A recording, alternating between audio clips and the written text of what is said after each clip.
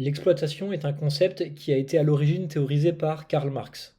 L'idée est qu'une extorsion peut se réaliser dans le cadre d'un échange volontaire, malgré le consentement de celui qui est extorqué, ce qui était une intuition plutôt brillante pour le milieu du XIXe siècle.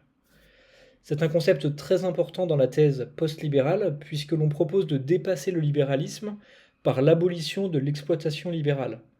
Nous allons donc reprendre ce concept marxiste, mais en le redéfinissant pour pallier à certaines incohérences.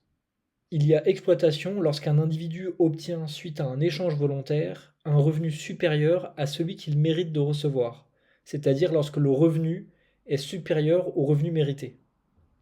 Cela nous amène à définir plus largement le profit économique. L'exploitation est une forme particulière de profit économique. En effet, on peut obtenir un revenu supérieur à notre revenu mérité par l'échange volontaire, donc c'est l'exploitation, mais aussi lorsqu'on reçoit un revenu gratuitement, par exemple par le don ou par l'héritage, ou par la contrainte, par le vol. Dans tous les cas, il y a un profit économique lorsqu'on reçoit un revenu supérieur à celui que l'on mérite, que cela soit au travers du vol, du don ou de l'exploitation. Pour l'essentiel, retenons que l'exploitation est une expropriation qui se réalise malgré le marché libre, ce qui la rend particulièrement cruciale lorsqu'on s'intéresse à la répartition des richesses sous le libéralisme.